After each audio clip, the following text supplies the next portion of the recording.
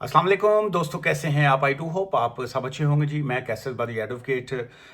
ये जो पाकिस्तान के हवाले से एक न्यूज़ जो है ये सोशल मीडिया के ऊपर गर्दिश में है, और ये यूट्यूब पे भी मैंने काफ़ी देखी हैं वीडियोस, और टिकटॉक के ऊपर भी, और काफ़ी लोग जो हैं उसको डिफरेंट अंदाज में इस खबर को जो है वो पेश कर रहे हैं। और ख़बर ये है कि जी के जो पाकिस्तानी जो हैं जब डिपोर्ट होके पाकिस्तान में आएंगे तो वहाँ पे उनको एयरपोर्ट पे अरेस्ट कर लिया जाएगा, डिटेन कर लिया जाएगा, और उसके बाद जो है उन पे एफआईआर दी जाएगी, और 5 साल के लिए जो है उनकी पासपोर्ट भी ब्लॉक होगा। और इसके अलावा उनको 5 ईयर्स के लिए जो है उनकी आउटसाइड द कंट्री जो है वो एंट्री बैन हो जाएगी। सो टेक्निकली तौर पे ये खबर दी जा रही है, लेकिन इसकी रियलिटी क्या है, इसकी हकीकत क्या है, आज के इस वीडियो व्लॉग में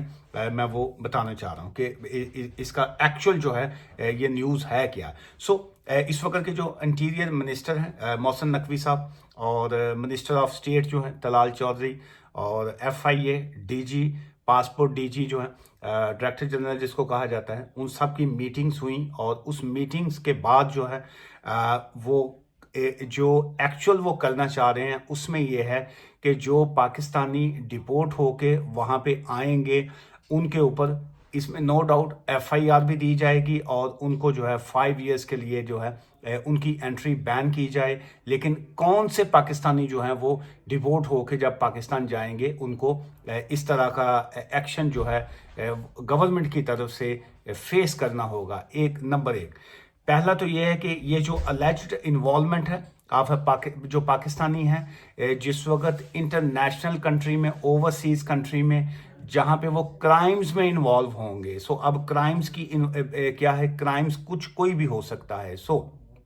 क्राइम ये है कि चोरी में, डकैती में, रेप केसेस में, या बाकी किसी भी और जब क्राइम में इन्वॉल्व होंगे, और स्पेशली ये मिडल ईस्ट की ज़्यादातर बात हो रही है। मिडल ईस्ट के हवाले से सिचुएशन ये है कि बहुत से पाकिस्तानी जो हैं अनफॉर्चुनेटली जिस वक्त उम्रा पे जाते हैं सऊदी अरब हज के दौरान, और बाकी और मुख्तलिफ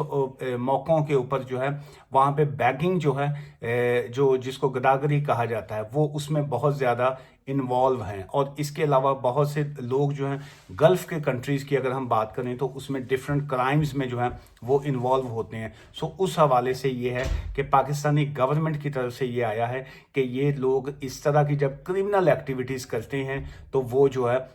इस एम्बेरसमेंट का जो है वो हो रही है इस वजह से, चूँकि जिस वक्त चाहे ये कुवैत हो, यूएई है, कतार है, सऊदी अरब है, ऐसे कंट्रीज़ में जब क्राइम्स में इन्वॉल्व हैं तो वो उसकी एक रेशो जो है वो आती है पाकिस्तानी हाई कमीशंस की तरफ, पाकिस्तानी एम्बेसीज की तरफ, और वहाँ से इनके ट्रैवल डॉक्यूमेंट्स बना के उनको जब वापस किया जाता है। अच्छा, अब इसमें क्रिमिनल है एक तो एक्टिविटीज़ आ गई, और इसमें अनलॉफुल एक्टिविटीज़ जो हैं वो उसका कहा गया है। और इसमें प्रैक्टिकली ये है कि जब वो पाकिस्तान जाएंगे और उनका जो पीसीएल जिसको कहा जाता है पासपोर्ट कंट्रोल लिस्ट जो है उसमें उनका नाम डाल दिया जाएगा, और जो पाकिस्तानी जो उनका पासपोर्ट है उसको कैंसिल कर दिया जाएगा, जिसको ब्लैक लिस्ट जो है सादा ज़बान में वो भी कहा जाता है। सो अब क्या इसमें वो लोग जो ओवरस्टेयर हो के या किसी कंट्री में अगर किसी ने असाइलम किया, या जैसे पिछले दिनों भी यही एक चर्चा चला था कि जी के जो पाकिस्तानी हैं जब वो डिपोर्ट होके जाएंगे असाइलम के बाद या किसी और वजह से जो है तो उनको जो है वो इसी तरह की सिचुएशन है। लेकिन वो सिचुएशन और थी जिसको ऑब्वियसली फिर बाद में कोर्ट की थ्रू जो था ऑर्डर आया हाई कोर्ट का, और उसमें उसको सस्पेंड कर दिया गया, उस सारे मैटर को जो था वो क्लोज कर दिया गया। लेकिन अभी जो सिचुएशन है उसमें ये कहा गया है सिर्फ और सिर्फ क्रिमिनल एक्टिविटीज़ की बात हो रही है, और इसमें कैटेगोरिकली ये कहा गया है कि अगर कोई शख्स जो है ये डिपोर्ट होकर वहाँ पे जाता है, deport for as a overstayer visa जो है वुड नॉट बी इम्पैक्ट जो है, सो उसमें उनका इस चीज़ से कोई ताल्लुक नहीं होगा, ना उनका पासपोर्ट कैंसलेशन से ताल्लुक है, ना उनका कोई पासपोर्ट कंट्रोल लिस्ट में डालने से ताल्लुक है। और सो इसलिए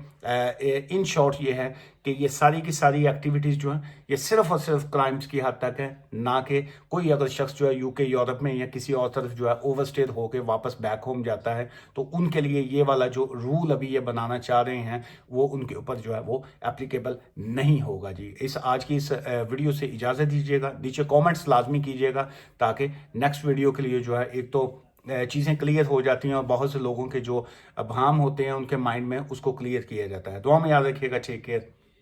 खुदा हाफिज जी।